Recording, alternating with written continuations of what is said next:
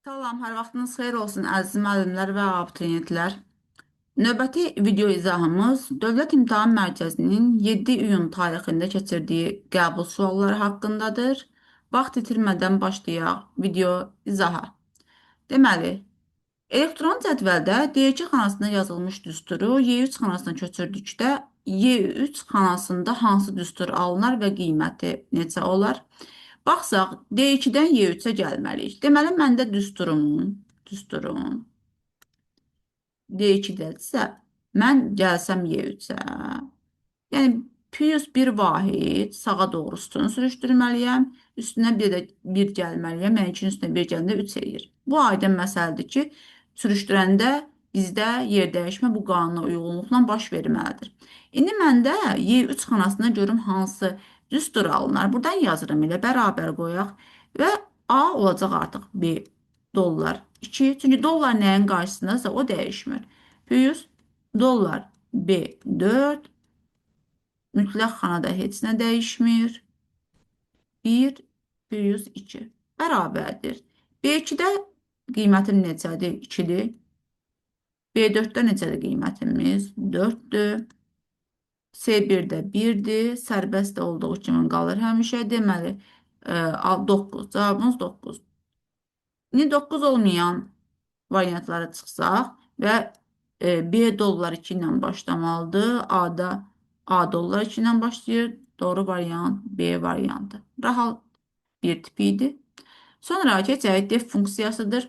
Görək bu funksiya nə iş görür? Ümumiyyətlə bu tiplərdə təyinatı tapmaq, onun nə iş gördüyünü bilmək lazımdır. Bunu bir-bir getmək təbii ki, imtahanda xoşa gələn bir hal deyil. Yəni bizim orada bir zamanımız var. İndi görək bu def funksiyasının işləmə prinsipi nədən ibarətdir? Bir addım izah üçün deyəm. Deməli, baxıram, birbaşa müraciətdir və baxsaq ki, S gedəcəkdir UK. Kam gedir 21-i alır. Yəni, S bərabərdir.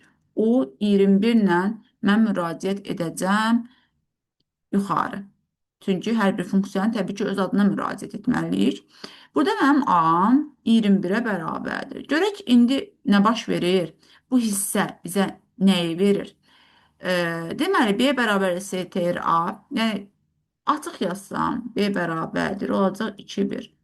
Sonra biz onu listə çevirməliyik. Çevirək, 2, 1. Listə çevirən sonra onu reverse eləməliyik. Reverse tərsinə yazır. 1, 2. Sonra join. Join siyahını sətrə çevirən metoddur. Olacaq 1, 2. İndi deyir ki, A bərabərdir. A-nın üzərinə A-nın yuxarıda 21 yazmışdım. Int B. Bu sətr tipində idi. Biz bunu tama çevirəcəyik. Olacaqdır 12. Bu da eləyir 33.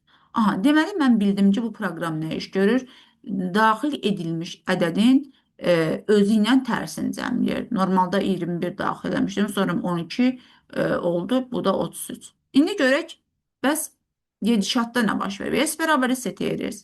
Yəni, mən artıq return A-nı qaytardım və nə ilə müraciət etmişdimsə ona. S bərabərdir, S bərabərdir. STR S. STR S-də olacaqdır, deməli 3. İndi bu if deyir ki, count S0-ım, mənim S0-ım nədir? 3-dür. Deyir ki, bu iş nə idi? Bu proqram. Deyir, sənin daxil edilmiş ədədlərinin, rəqəmlərinin hamısı eynidirmi? Onu soruşur. Bu. Əgər eynidirsə, onları cəmlə. Tapdım ki, artıq proqram nə iş görür? İndi gedib görüm verilmiş siyahıda hansı ədədin özü ilə tərsinin cəminin rəqəmlərinin hamısı eynidir. Bu 21-i tapdım. 56-nın üstünə 65 gələndə təbii ki, hamısı eyni olmayacaqdır. 121-in üstünə 121 gələndə deməli olacaq 242 eyni deyil. 77-nin üstünə 77 gələndə aydın məsələdə olmur. Amma 34-ün üstünə 43 gələndə, baxın, 34-ün üstünə mən 43 gələndə bu mənə nəyi verir? 77-ni. Yəni rəqəmlərin hamısı eynidir. Deməli, Bu olacaqdır. 108 olmaz. 12 ilə 21 bizə 33 verir. Onsuz da buradan aydın məsələ idi. Biri 12-dir. 76-nın üstünə 67 verməyəcək. 231-in üstünə 130 gələndə yenə də bütün rəqəmləri eyni olmur. Deməli, biz bunları cəmləməliyik. Deməli, 21-in üstünə 34 gələcək. Olacaqdır 55. 55-in üstünə 12 gələcək. Olacaq 67. Cavabımız B variantı. Sonra 63. Deyir, boş mətn faylına aralarında bir boşluq olmaqla ardıcıl 250 dənə apple, 150 dənə banana, 200 dənə kivi sözləri yazıldı. Kivinin W-dən niyə veriblər? Deməli, 125 dənə Apple sözü seçilərək bir dənə Backspace klavişi sıxılır. Deməli, məndə 250 dənə alma sözü var, 150 dənə banan, 200 dənə kivi sözü var. Və amma mənə qayda edir ki, 125 dənə Apple sözünü seç, bir dəfə Backspace. Backspace sola doğru silməkdir və mənim yerdə qalacaqdır 125 Apple sözüm. Çünki bunun 125'i silinəndə yerdə 125 qalır. Sonra nə deyir? Deyir, banana sözlərinin hamısı seçilərək bir dəfə Ctrl X. Ctrl X kəsəcəkdir və o banan sözləri hamısı mübadilə buferinə gedəcək, amma banan sözləri artıq olduğu yerdən silinəcəkdir. Sonra deyir, kivi sözlərinin hamısı seçilərək bir dəfə Ctrl C. Ctrl C kopyalamaqdır. İndi mübadilə buferində son dəfə artıq kivi sözü olacaqdır. Çünki artıq deməli bu kopyalandısa son olaraq mübadilə buferində kivi sözlərinin sayı görünməlidir. Bu neçə dənə olmuşdur? Demək 200 dənə. 200 dənə kivi sözü var idi. Bu kopyalandı. Sonra iki dəfə deyir ki, Ctrl V yapışdırmaq deməkdir. Oldu 200, 200. Ümumi olaraq mənim 600 dənə kivi sözüm olur. İndi görə nə deyir? Deyir ki, nəticədə faylda neçə hərf olar? Hərf soruşur. Diqqət edəcəyimiz məqam hərfdir. Söz olsaydı 725 olardı. Çünki 600-ün üstünə 125 yəni 725. Amma biz burada hərfləri tapmalıyıq. Kividə 4 dənə hərf var. 600'ü vuracağım neçəyə? 4'ə. Bu olacaq 2400. Hərf burada. Sonra 125'i də vuracağım. Apple'da da deməli 5 dənədir. 5 kere 5'in 25. 2 yadda. 5 kere 2'in 12 yazsam. 1 yadda. Bu da olacaq 625. Və bunların da cəm bizə 3025'i verir. Cavabımız Y variantı. Çaşdırıcı məqam nə idi? Orada hərf sayının soruşması. 64. Python dilində yazılmış proqram nəticəsini müəyyən edin. Baxıram ki, həm alt-alta if var, həm də iç-içə if var. Heç nə etap etməliyik. A-mızın qiyməti 45-dir, B 98-dir. B-ni A-ya böləndə, bu tam bölmədir. B 98-i 45-ə böləndə 2 qalır tam hissəsi. 2-ni də 10-a böləndə qalığımız 2. Belə. Sonra if şərtini yoxlasaq, deyir ki, A-nı C-yə böləndə qalıq 1-ə bərabərdir. A-mız tək ədəddir. Təbii ki, bu şərt ödəniləcəkdir. Ona görə if-in else-sinə baxmıram. Bu belə. İndi şərtimiz ödənir. B yeni bir dəyər alacaqdır. B-miz neçədir? 98-i. 98-i biz 2-yə böləcəyik. Onun tam hissəsi bizə 49-u verir. Sonra şərtdə deyir ki, 49-u 2-yə böləndə qalıq 1-ə bərabərdir. Bəli, şərt ödənir. Deyir, B-nin üstünə 1 gəl, olur 50. Yəni artıq B-miz yeni bir dəyər aldı. Artıq elsə baxmırıq. Sonra if-ə baxsaq, deyir ki, B böyükdür A-dan. B neçədir? 50-dir. A-nın da 45-dir. 50 böyükdür 45-dən. Bəli, printdir bunların cəmini tap. Cavabımız olacaqdır. 45-in üstünə 50 gələcək. 95 rahat bir sual. 65. HTML kod fraqmentinə əsasən veb səhifədə əks olunacaq siyahı haqqında fikirlərdən hansı doğrudur? Baxsam siyahıya, burada all tegini görürəm. All nömrələnmiş siyahı yaradır, ul isə nişanlanmış. Və mən avtomatik olaraq A variantın, C variantın, Y variantın çıxıram. İndi B-yə baxsaq, nömrələnmiş siyahıdır və sonuncu elementi kursiv yazılıbdır. Sonuncu elementimiz kimyadır və bold qalın yazır. Kursiv yazması üçün i olmalıdır. Ona görə də B də səhvdir. Cavabımızda isə sonuncu elementi qalın yazılan D variantı. 66. Deməli, cədvəl informasiya modelində bunu göstərsək. Deyir Könül, Həsən, Məryəm, Nalə, Simuzər, Tahir geyim mağazasından jaket, şalvar, palto, şərf və papaq aldılar. Neçə nəfərdilər? 1, 2, 3, 4, 5, 6, 6 nəfərdilər. Neçə geyim var? 1, 2, 3, 4, 5. Deməli, mən gedim. Cədvəlimi çəkim. Ee,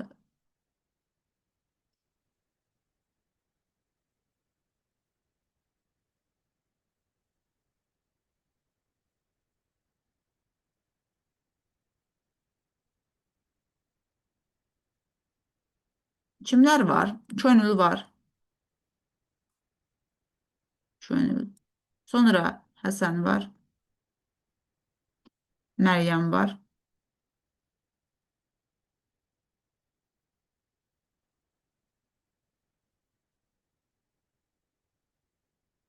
Bir də Tahir.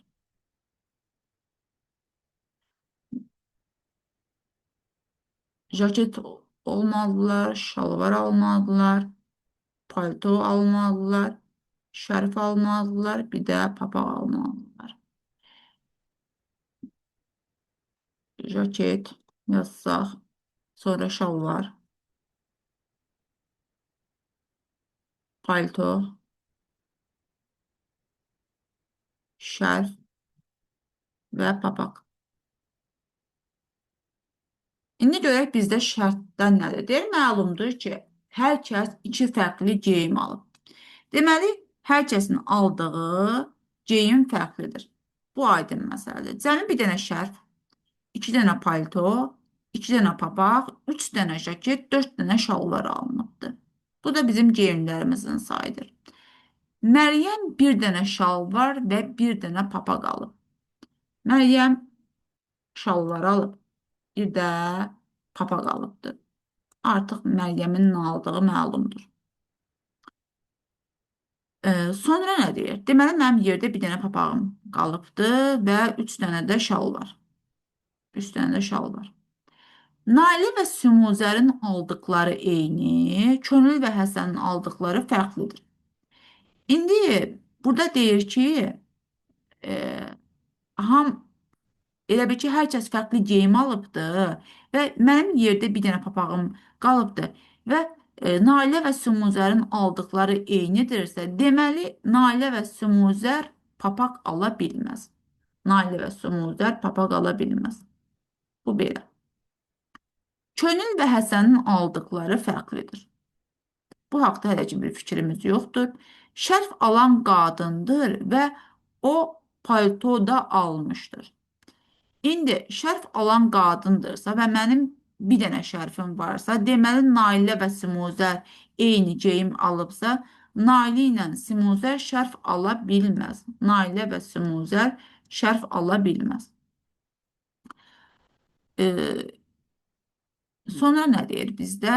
Deməli, o deyir paltoda almışdır. O paltoda almışdır.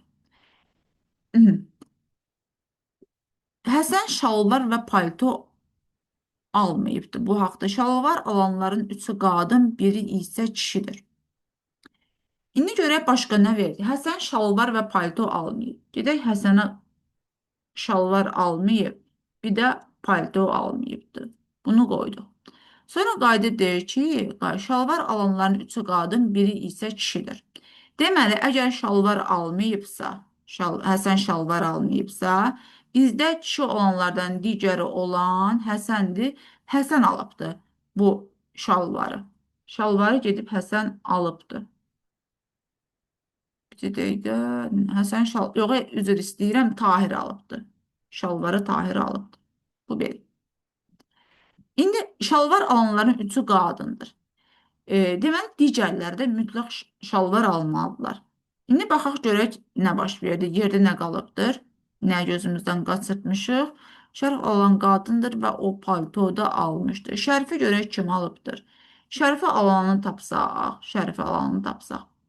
Əgər, əgər şərfi alan qadındırsa, Həsən şərf ala bilməz. Həsən şərf ala bilməz. Tahir də şərf ala bilməz. Şərfi alıbdı könül. İndi sonra qayıdıyı o paltoda almışdır. Bu demək paltoda alıbdır. Bu bir. Sonra indi nə yerdə qaldı bizdə? Tapaq. Könül və Həsənin aldıqları fərqlidir. Könül və Həsənin aldıqları fərqlidir. İndi görək könül palto alıbsa, şərf alıbsa, Həsən nə palto ala bilməz, nə şərf ala bilməz. Düzdürmü? Həsənə nə qaldı? Həsənə qaldı jaket və papaq. İndi biz baxsaq, artıq Həsənin aldıqları, deməli, məlumdur. İndi baxsaq variantlara. Deyir, Simuzər şərf və palto al. Biz doğrunu tapmalıyıq. Simuzər şərf və palto alıbdır. Baxıram ki, xeyr, bu yanlış fikirdir. Palto alanların ikisi də kişidir. Axı, palto alanların ikisinin de bayaq dedi ki, Həsən palto almayıbdı. Deməli, bu səhvdir. Ee, Ona görə də B-də getdi adı. Həsən papaq və jaketi alıbdır. Həsən doğrudan da papaq və jaketi alıbdır. Cavabımız olacaq C variantı. Cədvəli doldurmadım. Nəyə görəm? Çünki rahat tez tapaq deyə. Normalda doldura da bilərdim. Amma artıq mən doğru variantı tapdım. Neynirəm? HTML kod fraqmentinə əsasən veb səhifədə əks olunacaq cədvəlin cəmi neçə xanasındakı mətndə qalın şriftlə istifadə olunacaqdır. Çox çaşdırıcı bir sual tipidir. Çünki yadımızda qalsın, HTML nişanlama dilində mətnin başlığı mərkəzdə və qalın yazdır. Deməli, TH-larımızı saymalıyıq ki, bunlar hamısı qalın yazılacaqdır. Ağacları qalın 1, 2, 3, 4, 5. 5 dənə burada qalın yazılacaqdır. Və baxsaq digərə, M bu italik yazır, yəni kursiv yazır. Biri budur. Sonra strong qalın yazır. Biri budur. Burada da strong. Bu qalanlar kursivdir. Buradakılar. Deməli, cavabımız olacaq 5, 3, 3, 8.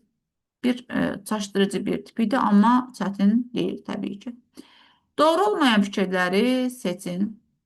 Bütün yaddaş qurğuları sistem lövhəsinin üzərində yerləşir. Təbii ki, xeyr, bu doğru olmayandır. Bir doğru deyil.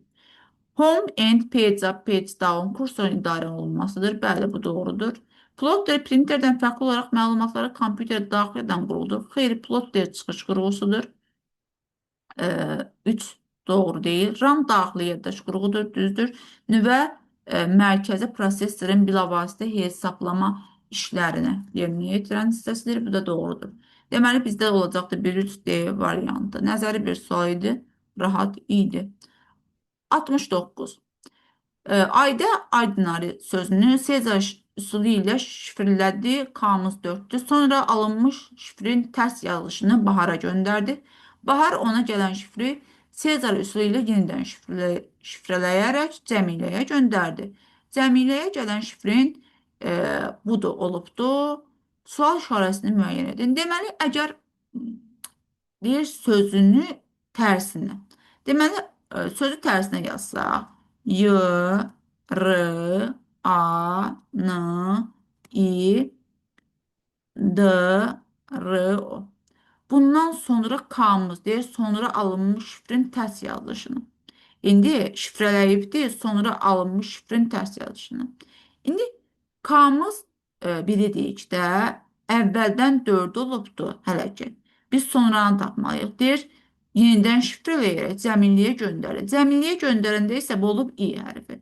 İndi baxıram ki, mən Y-dan I hərfinə gəlməyim üçün mənə neçə addım lazımdır? 1, 2, 3, 4, 5, 6, 7, 8, 9, 10. Düzdür? K'mız 4 idi. Mən 10 olması üçün deməli 6 olmalı. Cavabımız C variantı. 70. 72 onluq sistemindəki ikilik say sisteminin yazılışında sıfırların sayı birlərin sayından nə qədər çoxdur? Biz 72-ni hansı 2-nin qüvvət üstü kimi yaza bilərik? Təbii ki, 64-ün üstünə 8 gələrək.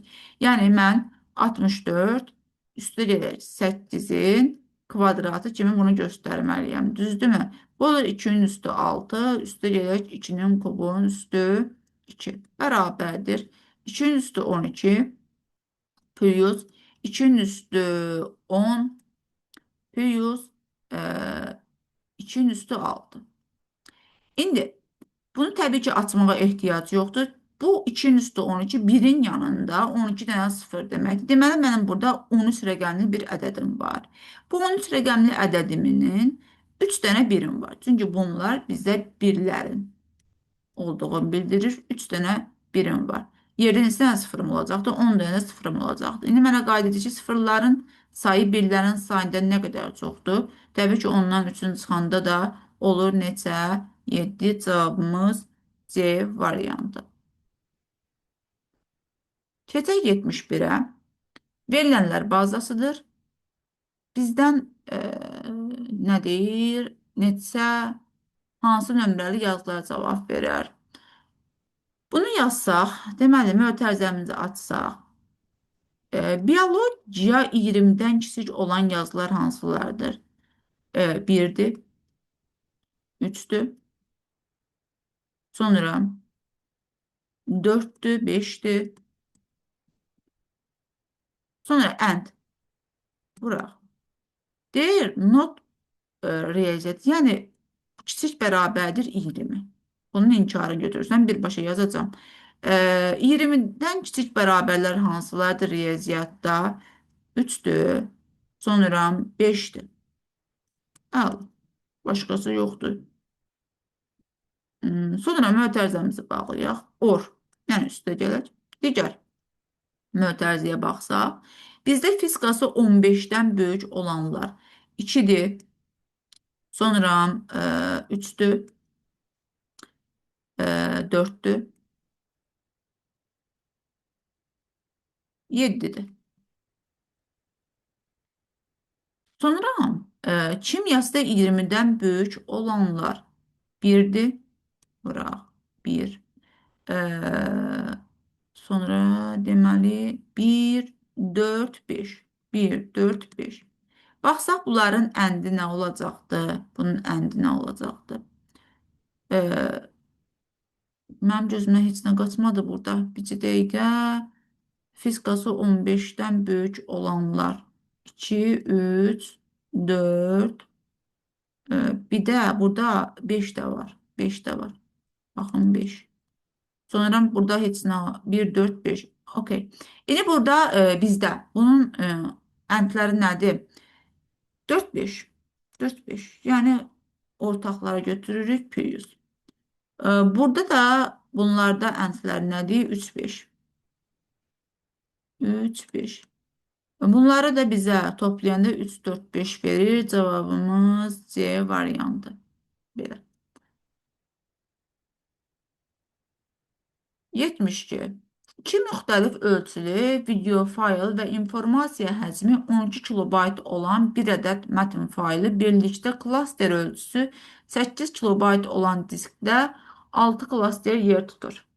Böyük həcmə malik video fayl diskdə neçə kilobayt yer tutur? İndi iki dənə bizdə müxtəlif eyni ölçülü video var. İki dənə müxtəlif. Tutaq ki, hansısa bir X, Y bir video ölçülü faylım var. Və informasiya həcmi 17 kilobaytlıq bir ədəddə mətn faylı var. Deyir, bunlar birlikdə klaster ölçüsü 8 kilobayt olan diskdə 6 klaster yer tutur. Mənim 6 klasterim var. İndi mən burada mətn faylımda görün mən neçə dənə klaster lazımdır. 17'ni böləcəm 8'ə. 2 tam nə qədərsə, yəni 2 tam 8'də 1 mənə 3 klaster lazımdır. Bu 6 klasterin 3'ü getdi, yerdə qalıbdı 3 dənə klasterim. İndi deyir, böyük həcmə malik video fayl diskdə neçə kilobayt yer tuta bilər? Mən ümumiyyətlə mənim klasterimin ölçüsü 8 kilobaytdırsa, 8 kilobaytdırsa və mənim yerdə 3 dənə klasterim qalıbsa, tutaq ki, mənim X faylim böyükdür Y-dən, yəni fikir versək, X böyükdür Y-dən, mənim X-ım Y-dən böyükdürsə, mənim 2 dənə klaster lazım olar ki, həmin o faylı yazım. Və mənim də bir dənə faylımın ölçüsü 8 kilobaytdırsa, bizə disk size'imiz olacaqdı 16. Cavabımız Y variantı. Sonra 73. Mhm. Maraqlı bir sual tipidir. Ee, Xoşuma gəldi bu sual. Bu təbii ki, bunun Python versiyası qəbula gedibdir. Bu dəfə qarşımızda algoritm var. Sadəcə burada müsbətlər tapmaq üçün intervallar üsulunu tətbiq etmək lazımdır. Görək nədir bizdə? Başlanğıcımız -100'dür və sonumuzda 100'dür. Yəni, ümumi olaraq desək ki, -100. 100 parçasında bizdə nə? Müsbətlərin sayı lazımdır. Çünki K istəyir. İndi mənim S-imin qiyməti verilib də, burada gətirib yerinə qoysam, olacaq nə? 79 minus n vuraq n minus 48. Buradan bərabərsizlik kimi həll edəcək. N bərabər olacaq 79'a, n də bərabər olacaq 48'ə. İndi təbii ki, bu sıfırdan böyük olmalıdır. Sıfırdan böyük olmalıdır, sıfırdan böyük olmalıdır. Bu aydın məsələdir ki, yəni əslində bu yazılışı buradan nəyə görə yazdım? Yəni mən normalda n çıxaq 48'i böyükdür 0 yazmalıyam. Yəni bu hal oradan yaranıbdır. Lap ən doğru versiyası bu cürdür. Gəlin belə yazaq. Çünki tez yazmaq istədim. 79 çıxaq n böyükdür 0. Yəni bu haldan yaranıb bular. Bu aydın məsələ. İndi ədəd oxu çəkərəm. Gedərəm. -100. 100. Mənim qırılma nöqtələrim 48, 79. Belə. İndi baxsam, görüm hansı hissə mənə müsbət verər. Bu aralıqda tutaq ki, mən gedib burada hansı bir ədəd qoyum. -90'ı qoysam, təbii ki, -90'ı qoysam, mən buran sıfırdan böyük almaram. Yəni mənə K müsbətlərini sayın. Bura mənə oldu mənfini. 48'dən 79'da onsuz mən 0 hal olacağım. Ona görə də heç buna baxmağa ehtiyac yoxdur. Gətirib 48-79 aralığında məsələn 60'ı qoysam, 79'dan 60'ın çıxana müsbət alır.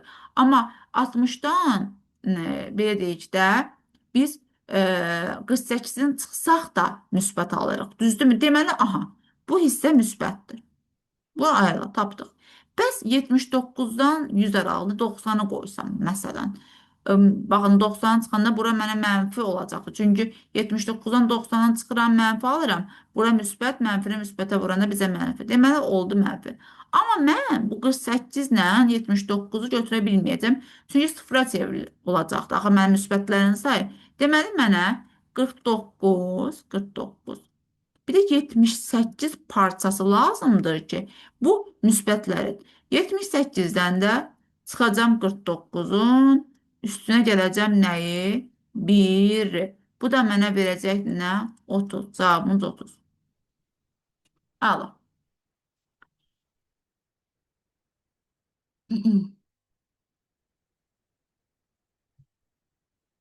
Növbəti sual. Görək başqa. Hansı sualdır? Deməli, 74-cü sual tipi. Deyərdim qəbulda e, çox abituriyentin çaşdığı bir tipdir və asan da adlandırmazdım. Deməzdim ki, asan bir sualdır. Sadəcə baxacağımız nüans nədir? Bizdə while dövrünün son dəfə nə ilə dövrə girişi. Təbii ki, 256 çap olunubsa, mənim enim 4 dəfə işləyibdir. Çünki burada ən böyük natural ədəd soruşur. Deməli, mən kiçik bərabərdir 1-lə 4-cü dövrü tərk eləməliyəm. Bu aydın məsələdir. İndi baxacağımız məqam nədən ibarətdir? Mən hansı ədəddən, bu təbii ki, ikiliyə çevirir, hər dəfə qalıq böyükdürsə 1-dən dövr icra olundu. 4-cü dövrdə mən kiçik bərabərdir 1 deyib dövrü tərk eləməliyəm. Çünki bizdə burada ən böyük ədədə soruşur. İndi baxıram ki, tutaq ki, mənim son dəfə dövrüm A-nı gedib bölmüşəm 2-yə və kiçik bərabərdirmi 1-ə. Yəni mən ən sonda nə ilə dövrə girərəm? Deyərəm ki, 3-dür. 3-ü 2 ilə girsəm dövrə, bu gedər mənə ən kiçiyi tapmağa aparar. Çünki məndə ən böyüyü soruşur. 3-ü 2-yə bölərəm. Tam hissəm nə olar? 1. 1 doğrudan da kiçikdir, bərabərdir, 1-dir. Deyərəm, hə. İndi mən 3-dən əvvəl nə ilə gəlmişəm? E, Hansı ədəddir? Necə tapacam? 3-ü vuracam nəyə? Vuracam 2-yə, üstə gələcəm 1-ə. Olacaq 7. Sonra 7-ni vuracam 2-yə, üstə gələcəm 1-ə. Olacaqdır deməli 15. 15-i vuracam 2-yə, üstə gələcəm 1-ə. Biri olacaq 31. Sonra bu üçüncü dövrümdür. Artıq dördüncü dövrümdən çıxmalıyam da düzdür. 31-i vuracam 2-yə, üstə gələcək 1-i bulacaq necə? 63. Deməli 4 dənə dövrümü işlətdik. Cavabımız olacaqdır 63. Məsələn, burada çaşdırıcı məqam olur ki, uşaq elə bilir ki, məsələn, 4 dəfə işləyibsə, o 3 halın görə bilməyib. Yəni 3 ilə son dəfə dövrü yoxlamaq, yəni o nüansı görmək lazımdır. 31 orada çaşdırıcı məqamdır. Cavabımız Y variantı. Keçək növbəti suala. 75. Rahat bir sualdır. İfti 23-ü 3-ə böləndə qalığımız 1-ə bərabərdir. Təbii ki, yox. Çünki 23-ü 3-ə böləndə bizim qalığımız 2-yə bərabərdir. Ona görə də S hissəsi yerinə yetiriləcək. 23-ü 3-ə bölən tam hissəmiz bizim 7 olur. Rahat, çox rahat bir tipdir. Keçək 76. Uyğunluğu müəyyən edin və paletada rənglərin maksimal sayını soruşur. Rəng çalarlarını tapmalıyıq. Həcmi verilibdir. Biz oradan x-i tapsaq, x bərabərdir.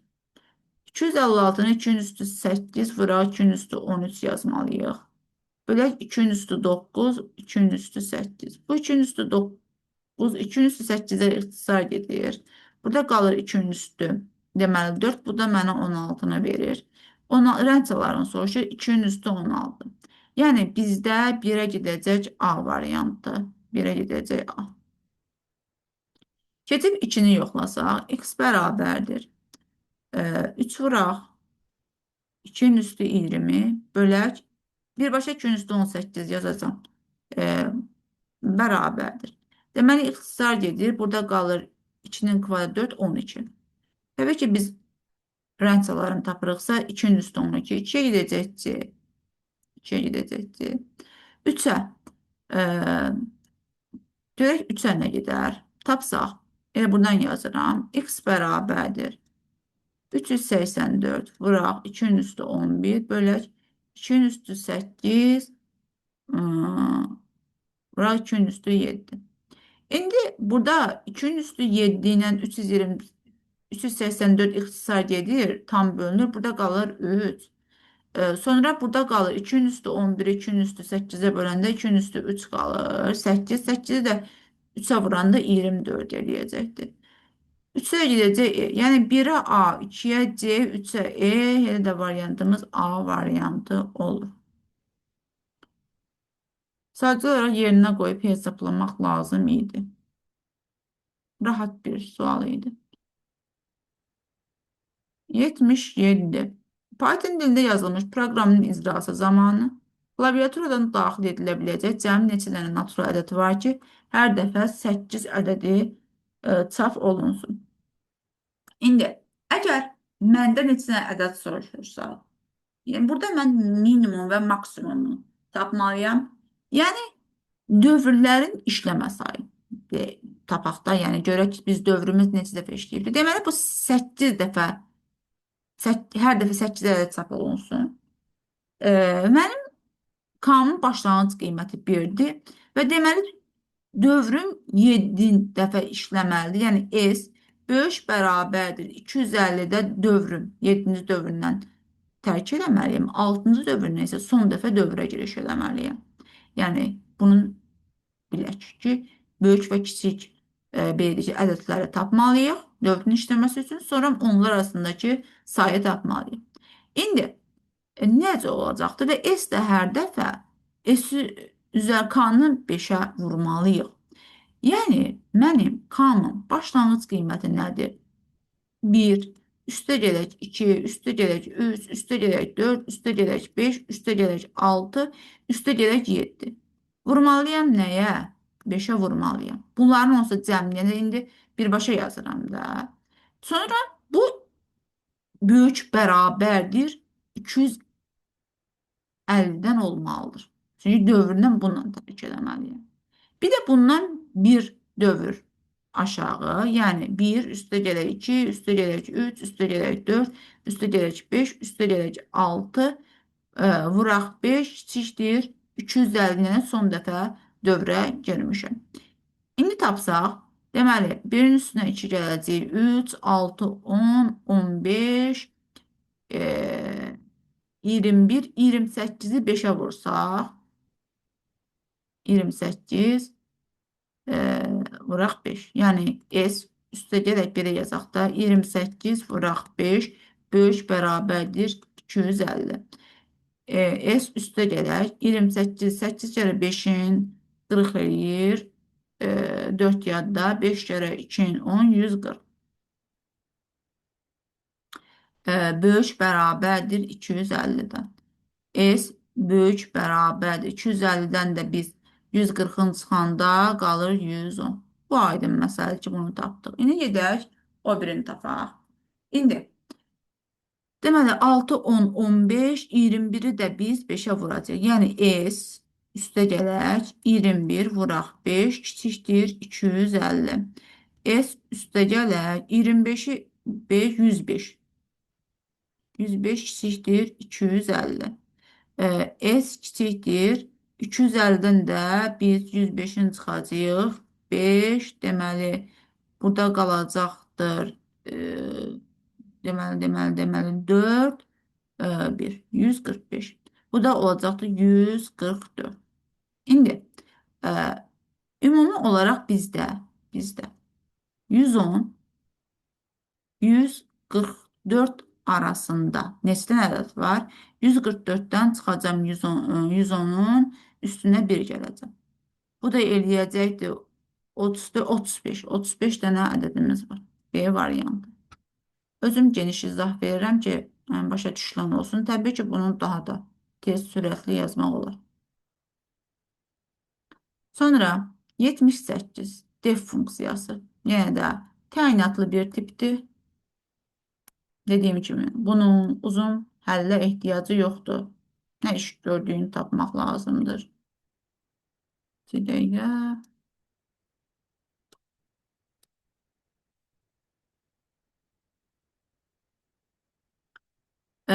Deməli, birbaşa müraciətdir. Görək nə deyir? Deyir ki, n-new ilə biz gedib müraciət etsək, əgər n-new fərqlidirsə sıfırdan, o zaman b-yə əlavə eləyək.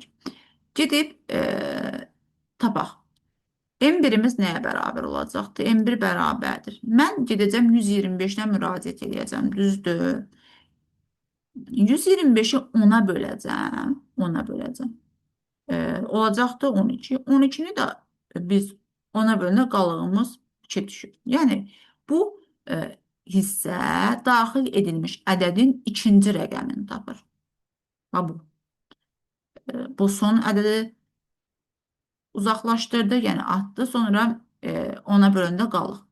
İndi qayıdır ki, M1 bərabərdirmi 2-yə? Deyirəm ki, hə, doğrudan 2-yə bərabərdir. Deyir ki, o zaman return M1, yəni qiymət qaytar.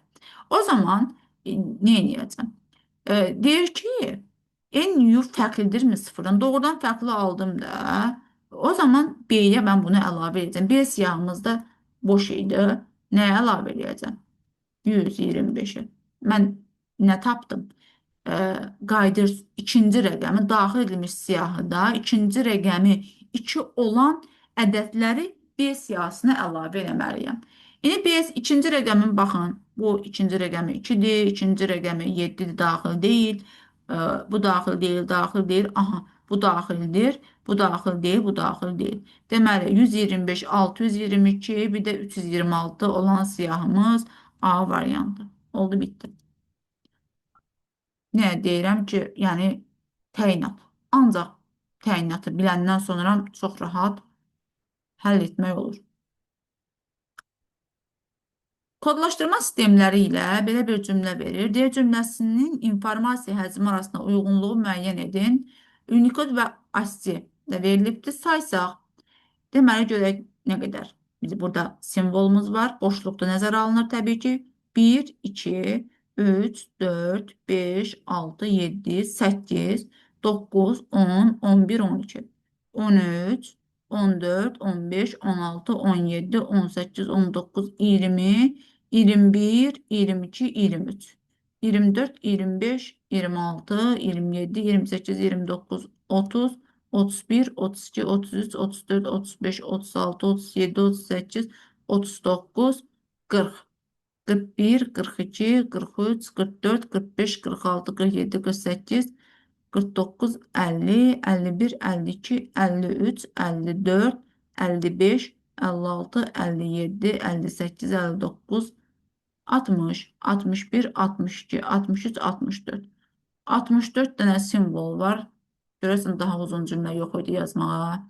İndi deməli burada Unicode'da bilirik ki bir simvolumuz 2 bayt yer tutur. 64 dənə simvolum varsa bu 128 bayt yer tutacaq. Baxsaq variantlara düzgün uyğunlaşdırmaq lazımdır. Deməli 1-ə gedəcəkdir 120C, 1-ə C gedəcəkdir. Deməli mən avtomatik olaraq C variantın çıxdım, D variantını çıxdım. Sonra 128 baytımız həm də 2-nin üstü 10 bitdi də. Çünki 8-də vuracaq. 2-nin üstü 7-nin 2-nin kubuna vuranda 2-nin üstü 10 eləyir. Gedəcək Y. Yəni 1-ə gedəcək C, Y. Çünki 2-nin üstü 10. Deməli, Y variantı getdi. Sonra 64 simvolumuzsa 64 baytda ASCII-də olacaqdır. 2-yə gedəcəkdir A.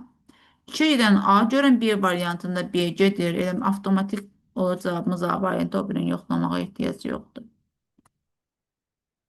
Bu da belə.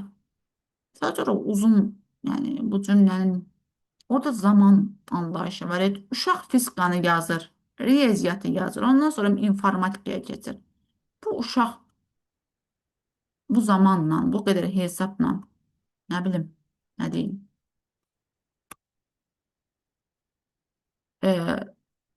Deməli, yox, bunun da biz yəni bunu bilirik də bir hissəsi o tərəfdədir.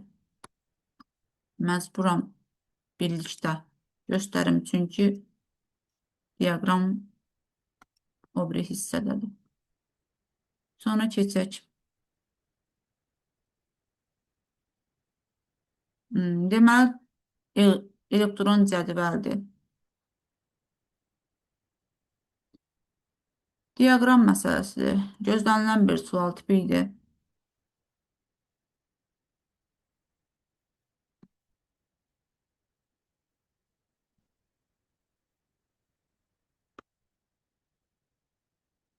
Həll edək, görək nə deyir.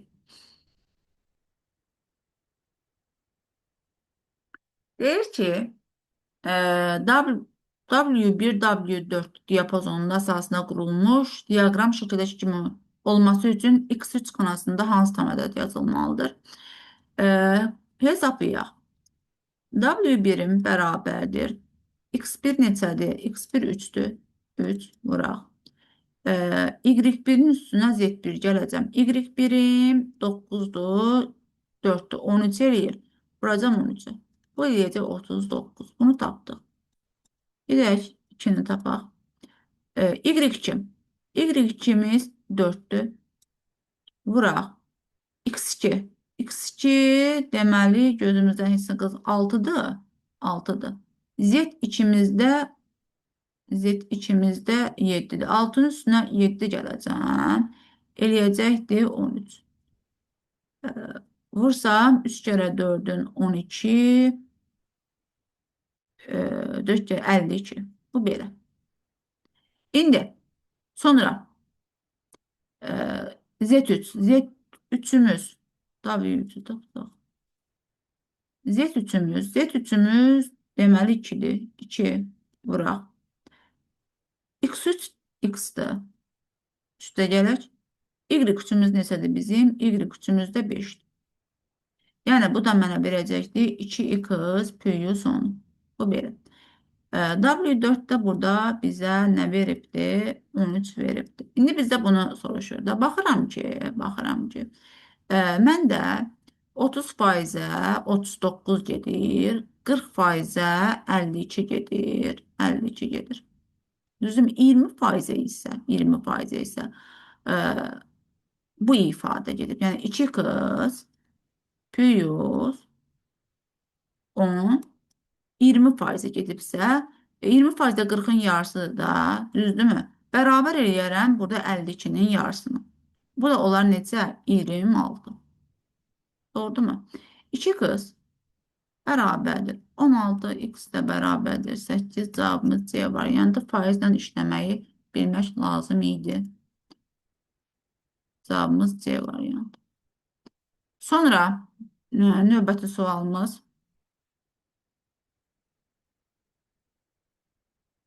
Düzgün IP ünvanı. IP ünvanlar 4 hissədən ibarətdir. Minimum 0, maksimum isə 255 qiymətini ala bilər.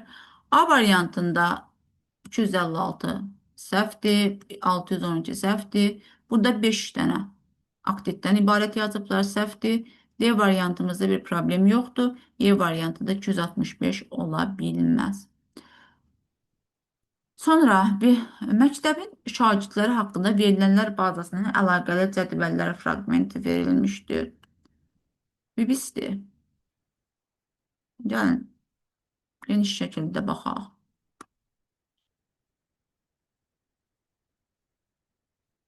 Görək bizdə nə deyir? Deyir ki, 7-ci sinifdə boyu 160 santimetrdən böyük neçə şagird var? Baxaq. İndi 7-ci sinif lazımdır bizə.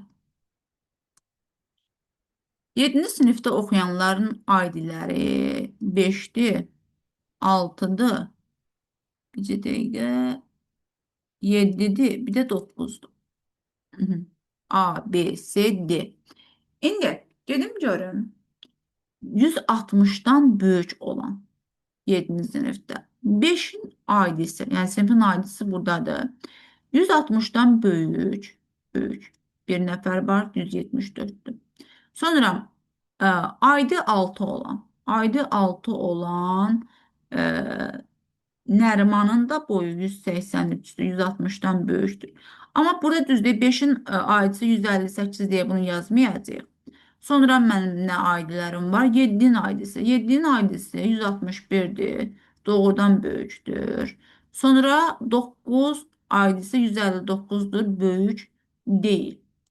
Başqa qaldı mı? Gözümdən qaçan heç bir nüans qalmadı. Xeyri qalmadı. Deməli, bizdə 1, 2, 3 nəfər olur cavab Dərbənd. Sadəcə ailə ilə tapılan bir sual tipi idi. 83. Deyir ki, bu ifadədə x əsaslı say sisteminin ümumiyyətlə bilirik də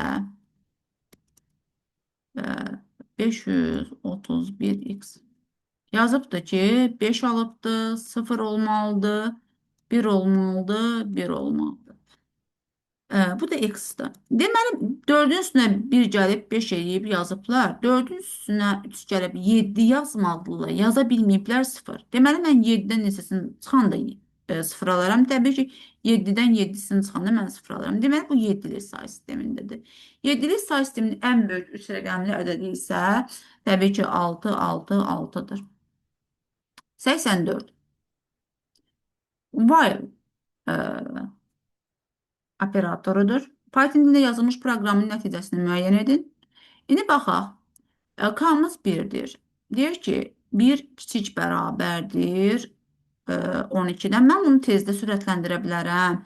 Çünki K-nın yalnız və yalnız 5-ə bölünmüş qiymətində 0-da bir vahid artacaq. Qalan halda mən elsə düşəcəm 4 vahid artacaqdır. Yəni bunu tez sürətlə də yazmaq olar. Sadəcə olaraq o imtahanda tətbiq ediləcək bir şeydir. N bərabərdir. N üzərinə deyir, gəl K-nın. olacaq 1. İndi hələ ki enim 1-dir. Mənim K-nın son dəyəri hələ ki 1-dir. 1-i 5-ə böləndə 0-a bərabəri yox. Baxın, avtomatik olaraq mənim K-m olacaq 5. Çünki 4 vahid artdı. İndi 5 kiçik bərabərdir 12-dən. Bəli, en yeni bir dəyər olacaqdı. Olacaqdı 6. K-mız 5-dir. 5-i 5-ə böləndə 0-a bərabərdir. K gedəcək, alacaq 6-nı. 6-nı. İndi gedirəm. 6 kiçik bərabərdir 12-dən. Deyirəm ki, hə, n bərabərdir. N üzərinə k gələcəm. Yenə deyirəm, orada sürətli yazmağın yolunu dedim. N'im neçədir? N'im 6-dır. K'm da son dəyəri 6-da. Bu olacaqdı 12. Deyir ki, 6-nı 5-ə böləndə 0-a bərabərdir. Yox, K'm olacaqdı 10. 10 və N'im üzərinə k gələcəm. Bu olacaqdı necə? 22. Çünki n'in son dəyəri 12 idi. Sonra doğrudan da onu 5-ə böləndə 0 olur. K'm olacaqdı 11. 11 kiçik bərabərdir 12-dən. Deyəcəm hə. N bərabər olacaqdı 33. Şərt ödənmir. Şərt ödənmir. K'm neçə olur? K'nın üzərinə mən 4 gələcəm də. K'm olacaqdı 15. Artıq burada 15 kiçik bərabərdir 12-dən. Deyirəm, yox, dövrüm bitir. Print n plus k-nı soruşur. 33-ün üstünə 15 gələcəm. Olacaqdır 48. Amma belə bir şey deyim ki, orada mənim k-m 2 dəfə artım baş verir. 1, 5 halında, bir də 10 halında. Qalan hallarda isə 4 vahid artımında. Yəni onu da qısa sürətli orada cəmləmək olardı. Yəni deyirəm, video izahdır deyə mən geniş şəkildə izah vermək istəyirəm ki, məsələn, elə olar ki, 10-cu sinifləri falan baxar, onlar üçün də anlaşılan olsun. 85. Qrafın qonşuluq matrisinə əsasən A təpəsindən Y təpəsinə neçə müxtəlif yolla getmək olar? Biz bunu qraf şəklində çəksək, A təpəsindən Y təpəsinə. Əgər 1-dirsə yol var, 0-dırsa yol yoxdur. Deməli, A-dan B-yə yolumuz var. 1.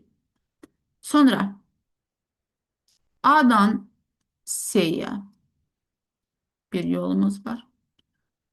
A-dan D-yə bir yolumuz var. A-dan Y-yə biraz sayğasız ola da bilər. Y-yə bir yolumuz var. A-dan işimiz bitdi. B-dən bir dənə yol var Y-yə. Deməli, B-dən Y-yə bir dənə yol çəkirəm. Sonra nə var? C-dən D-yə yolumuz var. C-dən D-yə yolumuz var. 1. Sonra C-dən F-ə yolumuz var. C-dən F-ə yolumuz var. Bu da olsun 1. İndi sonra nədir? C-dən F-ə yolumuzu çəkdik. İndi D-dən Y-yə yol var. D-dən Y-yə də yolumuz var. 1. Y-dən nə yolumuz var? Y-dən heç nə yolumuz yoxdur. F-dən də D-yə yol var. F-dən də D-yə yol var. Qrafımız çox səliqəsiz alındı. İnşallah gözümüzdən heç nə qaçmaz. İndi nə deyir bizə? A-dan Y təpəsinə neçə müxtəlif yolla gəlmək olar? Deməli, A-dan Y təpəsinə biz neçə müxtəlif yolla gələ bilərik? A-dan D-yə bir yol var. Buradan da Y-yə bir yol var. Buradan bir yol gəlir. A-dan D-yə bir yol gəlirsə bir yol çıxacaqdır. İndi A-dan Y-yə bir yol gəlibdir. Elə birbaşa yol var. A-dan C-yə bir yol gəlibdir. C-dən də D-yə bir yol gəlibdir. D-dən Y-yə 2 yol buradan gələcəkdir. Bura yazaq 2. Belə biz birlərlə yazmazdıq. Sonra A-dan C-yə bir yol gəlibsə, C-dən F-ə bir yol gəlibsə, bir yolda çıxacaqdır. Düzdür? Yox, aləm dəydi bir-birinə. Gəlin bunu belə yazmayaq. Gəlin bunu belə yazmayaq. Yaxşı olmadı qrafım. Aləm dəydi bir-birinə. Daha səliqəli bir qraf çəkim. E, Deməli, nə cür yazarıq? Bizdə bu olsun A. Görün ən çox təpəsi olan hansıdır? Əgər Y-ni ortaya qoysaq, A-dan B-yə olsun, A-dan C-yə, sonra A-dan Y-yə, bir də A-dan D-yə. Bu belə. İndi B-dən Y-yə, B-dən Y-yə. Bu belə. C-dən D-yə, C-dən D-yə, sonra C-dən F-ə, C-dən də bir dənə F-ə, F-ə yolumuzu çəkdik. Sonra D'dən nəyə yol var? D'dən Y-yə yol var. D'dən Y-yə yol var. Y-dən heç nəyə yol yoxdur. F-dən də D-yə yol var.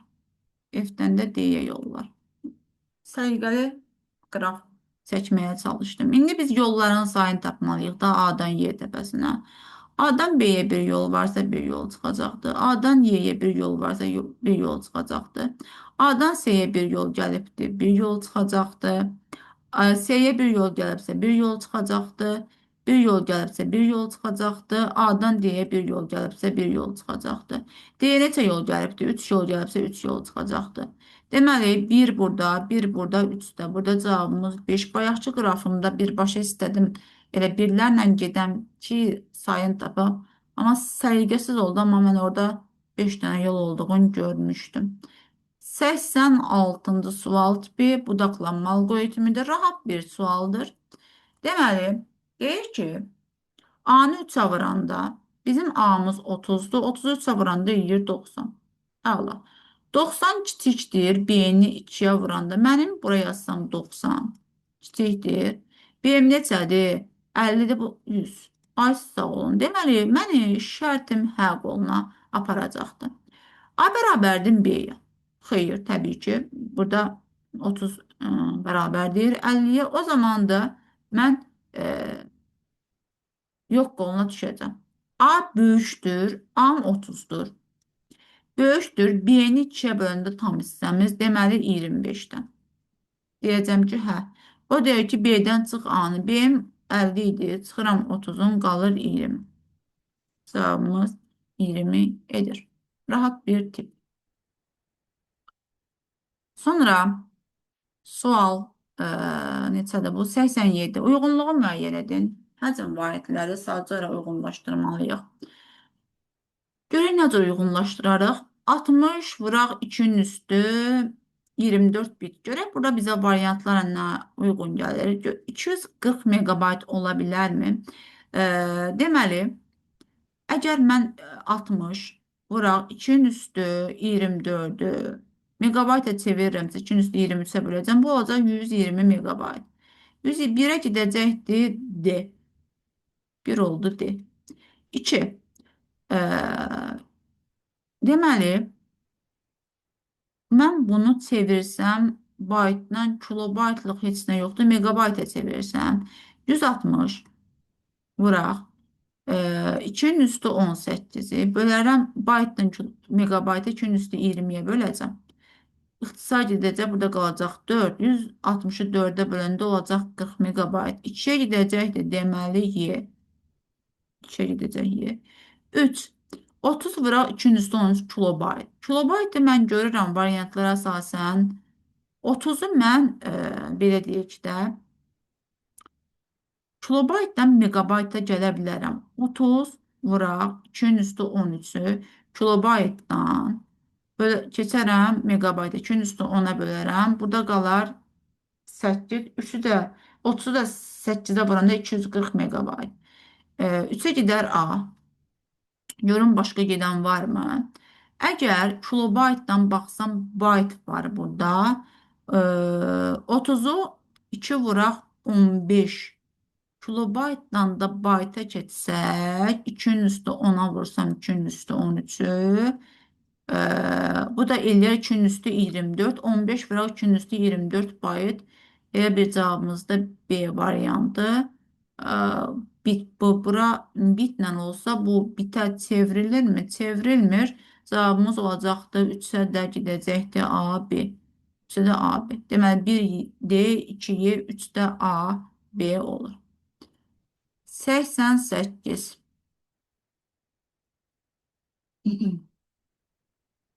Deməli bizdə nə deyir? Belə bir funksiya verilibdir. Biz onun blok sistemin qurmalıyıq. Rahat bir algoritm idi. Yəni blok sistemini qurmaq üçün sadəcə olaraq nə etməliyik? Verilmiş addımla bir dənə şərt atmalıyıq. Məsələn, e, eni daxil edərəm. Çünki mənə deyir ki, eni daxil elə. Eni daxil edirəm. Mənə qayıdır deyir ki, daxil edilmiş en sayı x tam ədədi üçün y funksiyasının qiymətini hesablayıb 60-dan böyük olanların cəmini. Cəm deyirsə, mən gedirəm, gedir. Yəni, s bərabərdir 0, i də bərabərdir dövrü işlətmək üçün 1. Və nə qədər deyirəm ki, im kiçik bərabərdirsə n-dən, get hansısa bir x ədədini daxil elə. Sonra gedəcəm şərtimi. Şərtimi mənə qayda ki, x-in böyükdürsə 75-də, mənim x-im 75-dən böyükdürsə, mənim hər qoluma bu ifadə gedirsə, yox qolunun olsa bunun kiçik bərabər qalır da. Yəni, ona görə də x böyükdür 75-dən, hər qoluna yazacağım ki, y bərabərdir, y bərabərdir. Nə yazacaq? 2x minus 56. Yox qoluma da, yox qoluma da. Digər ifadə gedir. Y bərabərdir 12x plus 7. Bu belə. Bunu yazdım. Sonra qayıdır deyir ki, 60-dan böyük olanlarının cəmini. Yəni, sən y-in növbəti şərtimi qoyuram. Deyirəm ki, sən y-in böyükdürsə 60-dan, o zaman onları cəmlə. Hər qolunda s bərabərdir. S-in üstünlərine gəl y-in. Yox qolunda heç nə. Və dövrümü işlədəcəm. Təbii ki, sayğac işləməlidir. Burada indi hər dəfə bir vahid artıracağım ki, dövr işləsin. I bərabər i plus 1. Və salam. Rahat bir blok sxemi idi. Sonra təbii ki, orada indi burada biz belə deyək də lap universal olaraq yazsaq. Necə dəqiqə?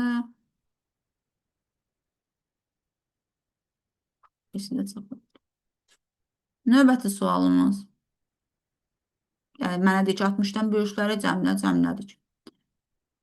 Deyir ki, klaviaturadan daxil edilən A və B natural ədədləri üçün AB parçasında yerləşən tək ədədlərin kvadratı olan ədədlərin sayını belə ədəd yoxdursa, yoxdur sözünü çap edən proqramı Python dilində yazın. Deməli, biz burada ədədin tam ədəd olub olmadığını tapmalıyıq, sayını tapmalıyıq. Belə ədəd yoxdursa, həm də ədədin özünü tapmalıyıq. Yəni, bunu demək istəyirlər. O zaman bunun kodunu necə yazarıq?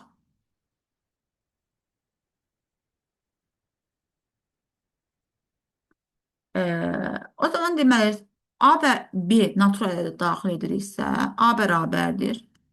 Int input daxil edək. Sonra birini də daxil edirik.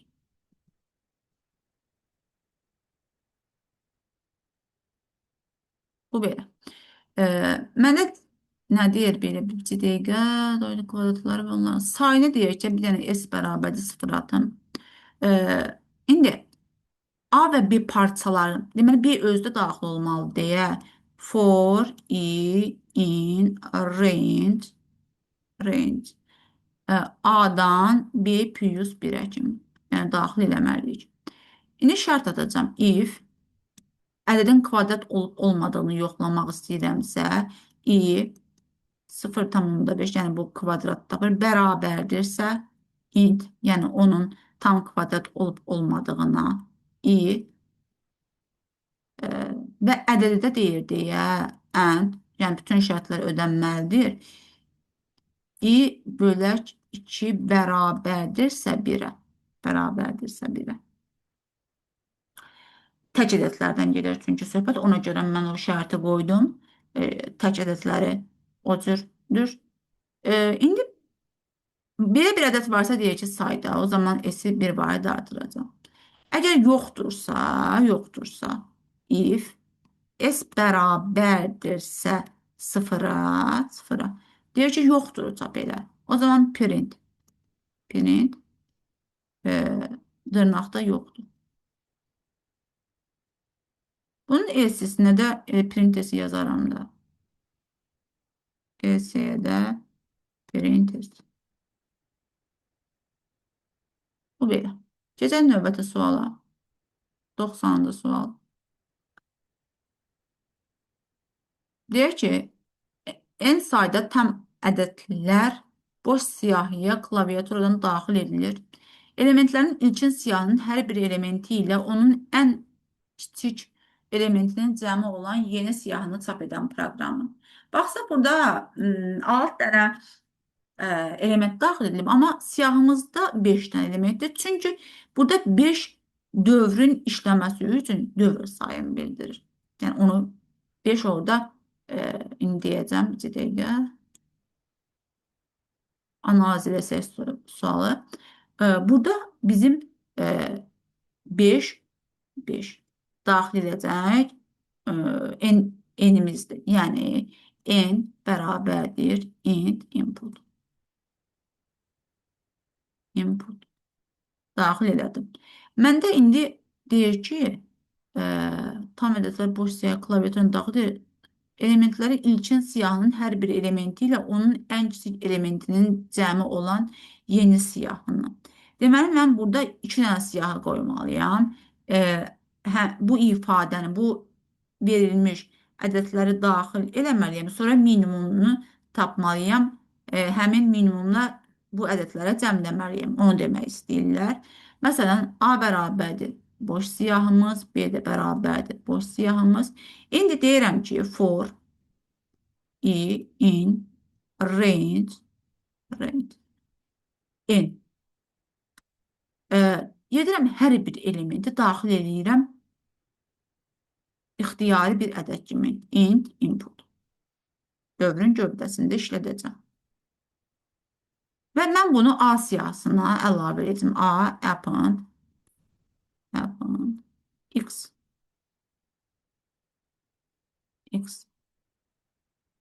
Sonra mən siyahını formalaşdırdım. Yəni bu siyahını yaratdım. İndi məsələ odur ki, bu siyahının elementlərini həmin siyahının ən kiçik elementi ilə cəmləsin də. Gedim indi siyahımın minimum elementini götürərəm. Tutaq ki, deyərəm ki, yəni bir minimum atacağım. X bərabərdir minimum A. A siyahısının minimumunu götürdüm. Başqa bir dövrdən istifadə edəcəm. For J in A. Yəni A siyahısına müraciət elə. Get B siyahısına append elə. X plus J'ni. Print B.